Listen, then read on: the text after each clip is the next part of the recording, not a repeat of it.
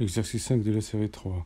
À partir des formules de conjugaison et de grandissement transversal du miroir sphérique, exprimer la valeur de P en fonction de gamma et des rayons de courbure R du miroir.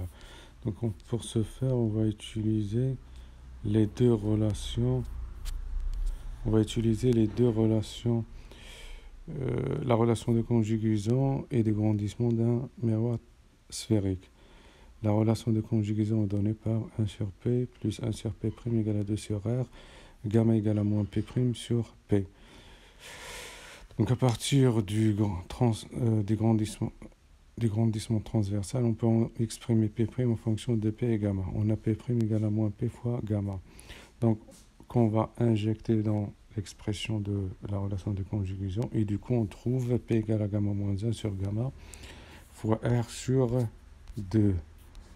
Deuxième question, on fabrique un miroir avec lequel on veut obtenir un grandissement égal à 1 sur 3, c'est-à-dire une réduction de la taille de l'image d'un facteur de 3. Quel modèle de miroir faut-il choisir, concave ou convexe? Quel est son rayon de courbure pour que ce grandissement soit obtenu pour une voiture située à environ 10 mètres du miroir? Donc on va utiliser la relation de tout à l'heure qui est P égale à gamma moins 1 fois gamma sur gamma, le tout multiplié par R sur 2. On remplace gamma par sa valeur. On trouve P égale à moins R et P' égale à R sur 3. Parce que P' égale à moins P fois gamma. L'objet que l'on regarde dans le rétroviseur est réel. Une voiture, c'est quelque chose qui est réel. Donc si c'est réel, ça veut dire que sa position est négative. Donc P doit être inférieur à 0. Et on sait que P égale à moins R. Donc si P est inférieur à 0, ça veut dire que R est positif. Le rayon de courbure est positif. Ça veut dire qu'on a affaire à un miroir qui est convexe. Un miroir convexe, ça veut dire un miroir qui est divergent. Très bien. Donc on a P égale à, si la voiture est située à 10 mètres en arrière du miroir, on a P égale à moins R égale à moins 10 mètres. Donc automatiquement R égale à 10 mètres. Très bien. Donc pour faire le tracé, il faut déjà calculer les distances focales objet-image. Donc pour un miroir sphérique, on a le foyer OMA, je confondais avec le foyer objet. Donc F égale à F' égale à R sur 2 égale à 5 mètres. Donc on va les placer. On place l'objet AB, l'objet réel. Donc pour former l'image, on va utiliser deux rayons, au moins deux rayons. Le premier qui arrive issu de B, qui arrive parallèlement à l'axe principal, après avoir rencontré le miroir sphérique convexe, il va se réfléchir et il va être dévié. Il va être dévié, mais pas n'importe comment, de façon à ce que le prolongement de ce rayon passe par le foyer image F'.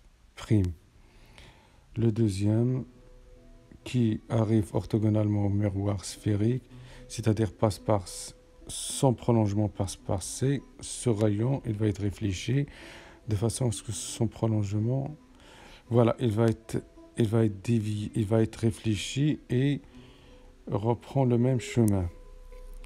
Les deux rayons physiques ne vont pas se rencontrer, mais leurs prolongements vont se rencontrer et former l'image A'B'. Donc c'est une image qui est virtuelle parce que sa position est positive. C'est une image qui est droite. La question 3 de l'exercice 5. On veut au contraire obtenir un grandissement de 2 miroirs de toilette. Quel est le modèle adapté convexe ou concave? Quel est son rayon de courbure pour que ce grandissement soit obtenu quand on observe sa propre image alors que le visage est à 10 cm du miroir? Donc pareil, on va utiliser la relation calculée à la première question. Donc on a gamma égale à 2, P égale à R sur 4, P' égale à moins R sur 2. L'objet étant toujours réel, cela impose que l'objet est toujours réel. Ça veut dire que P est inférieur à 0. Si P est inférieur à 0, automatiquement, à partir de la relation P égale R sur 4, on a R est inférieur et également inférieur à 0. Le mémoire est donc concave, ça veut dire convergent. Donc P égale à moins 10 cm, on trouve R égale à moins 40 cm et P' égale à 20 cm. Voilà, donc on a toujours une image qui est virtuelle. Les foyers, on a F égale à F' égale à moins 20 cm. Donc pareil, on va tracer les mêmes rayons que tout à l'heure. On voit que leur prolongement se coupe. Voilà, le rayon parallèle, cette fois-ci, il va converger à la traversée du miroir. Il va, il va converger, il va passer par F. Et le deuxième qui passe par C, il va être réfléchi et reprend le même chemin. Les prolongements se coupent, ils vont former une image qui est virtuelle. C'est une image qui est droite. Très bien.